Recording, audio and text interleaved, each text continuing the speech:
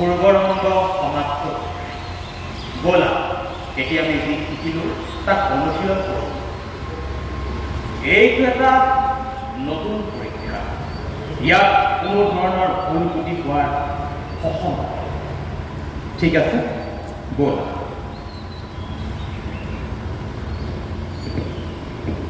প্ৰণাম কৰিব মণিবৰ। সদা দয়াবান হৈ থাকক। কওকচোন ঋষিসকল, আপোনালোকৰ আগমনৰ উদ্দেশ্য কি?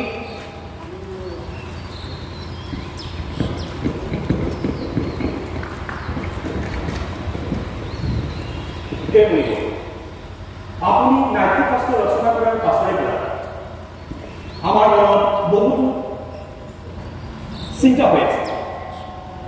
তাৰ উত্তৰ পাবলৈ আপোনাৰ ওচৰ পালোঁ।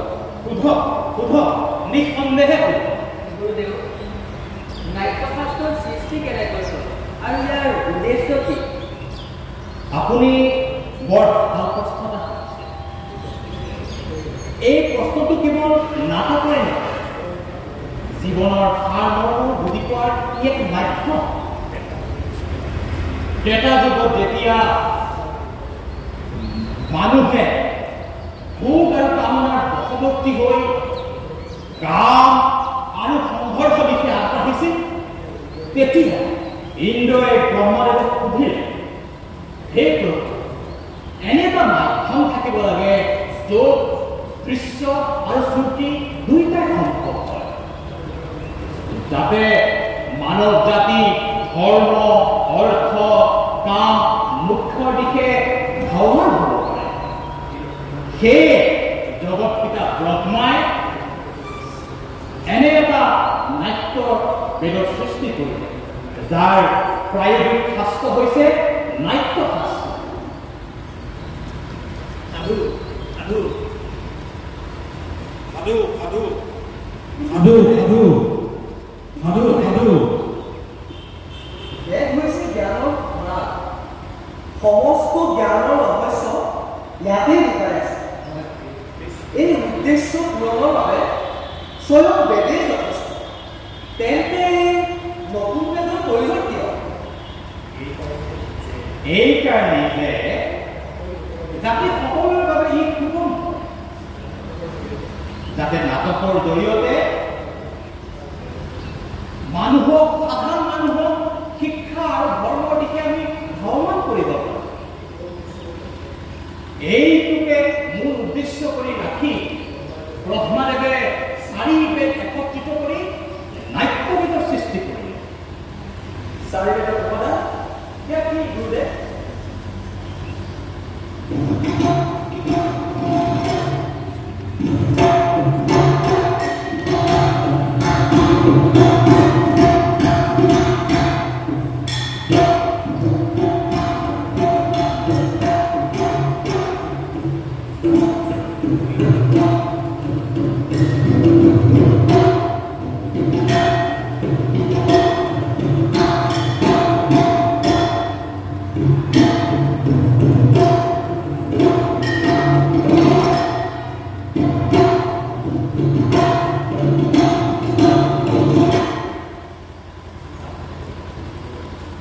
যি এইয়া পাঠ আপোনালোকে নাটকত শুনিবলৈ পাইছে, ব্ৰহ্মাদেৱে এয়া ঋগ্বেদৰ পৰা লৈছে। এই সুন্দৰ গীতটিৰ আধাৰ হৈছে সামবেদ। আৰু যি এই অভিনয় আপোনালোকে দেখিবলৈ পাইছে, শুনিবলৈ পাইছে, সেয়া যজুৰ্বেদৰ পৰা লোৱা হৈছে। আৰু ইয়াৰ ৰস অথৰ্ববেদৰ পৰা লোৱা হৈছে। 4 বেদৰ ভিন্ন অংশৰ পৰা এই নাট্যশাস্ত্ৰৰ উৎপত্তি হৈছে। তেনেহ'লে নাটক কেৱল দেৱতাৰ বাবেহে নিৰ্মিত নহয়, অসুৰ সকলেও ব্ৰহ্মাদেৱৰ আগত এই একেটিকে সন্দেহকে প্ৰকাশ কৰিছিল। তেতিয়া ব্ৰহ্মাদেৱে উত্তৰত কৈছিল, নাট্যশাস্ত্ৰ সকলোৰে ইয়াত দেৱতা, দানৱ তথা মনুষ্যৰ শুভ অশুভ সকলো কৰ্মকে দেখুওৱা। এই শাস্ত্ৰত ত্ৰিভুৱনৰ বৰ্ণনা আছে। নাটকে দুখৰ দ্বাৰা ক্লান্ত আৰু সুখৰ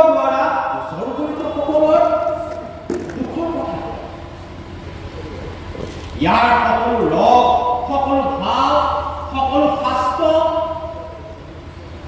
সন্নিৱিষ্ট কৰা হৈছে।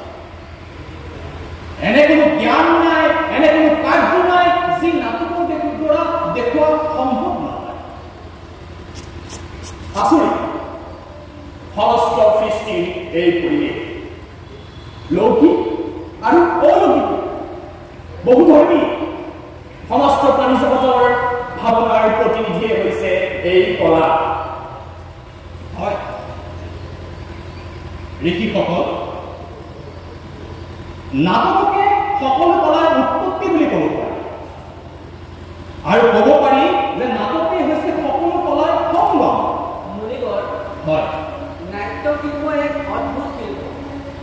মানুহক জীয়াই ৰাখিবলৈ যেনেকৈ পোষাক নিয়মৰ প্ৰয়োজন, হয় তেনেদৰে প্ৰয়োজন এই শিল্প।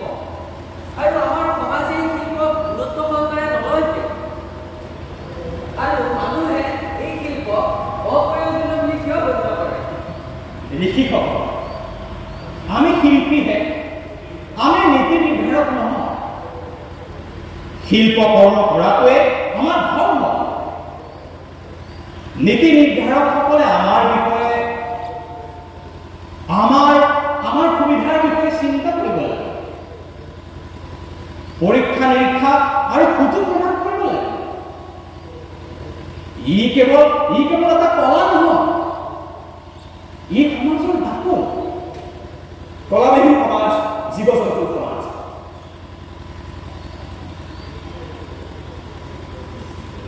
এইটোৱে হৈছে মানৱতাক সত্যৰ পথত আগুৱাই নিয়াৰ মাধ্যম। জাতি, ধৰ্ম আৰু ভৌগোলিক পৰিসীমা নেওচি মানৱতাৰ কথা কয় কেৱল একমাত্ৰ নাটকে। এই নাট্য শিল্পই মানুহৰ সমাজৰ বিষম পৰিস্থিতি নাশ কৰাত সহায় কৰে। সমাজত সমতাৰ ভাৱ গঢ়ি তোলে। এই অনুভূতিয়ে নিঃসন্দেহে এই পৃথিৱীক স্বৰ্গৰ ৰূপান্তৰিত কৰিব পাৰে।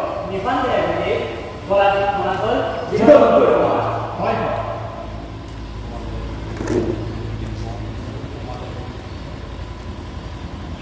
সমাজে শিল্প আৰু শিল্পীক প্ৰাপ্যস্থান দিব বুলি আশা আৰু অপেক্ষাৰে এই নাট্যশাস্ত্ৰক মই পঞ্চম বেদ বুলি অভিহিত কৰিছোঁ।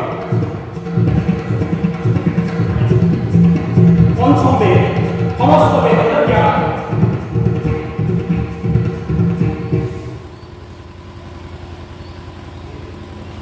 সেই ঋষিসকল, নাট্যশিল্পী মোৰ পুত্ৰসকলে আপোনালোকক আদৰিবলৈ সাজু হৈছে, আপোনালোকৰ বাবে অপেক্ষা কৰি আছে। ব'ল তালৈ গৈ তেওঁলোকে কৰা নাটক উপভোগ কৰোঁ। আহক ঋষিসকল, আমি সমস্যাই কৈ উঠো। এই ৰাষ্ট্ৰৰ বৃদ্ধি হওক, এই ৰাষ্ট্ৰৰ বৃদ্ধি হওক, সকলোৰে আশা পূৰণ হওক, সকলোৰে আশা পূৰণ হওক, জগতত সৃষ্টি সদায় সম্পূৰ্ণ হৈ থাকক, জগতত সৃষ্টি কৰা সম্পূৰ্ণ হৈ থাকক, চাৰিওফালে ফলে ফুলে জাতিষ্কাৰ হৈ উঠক, চাৰিওফালে ফলে ফুলে জাতিষ্কাৰ হৈ উঠক, ওপৰত স্বচ্ছ আকাশ হওক, ওপৰত স্বচ্ছ আকাশ হওক, সজ্জন সদায়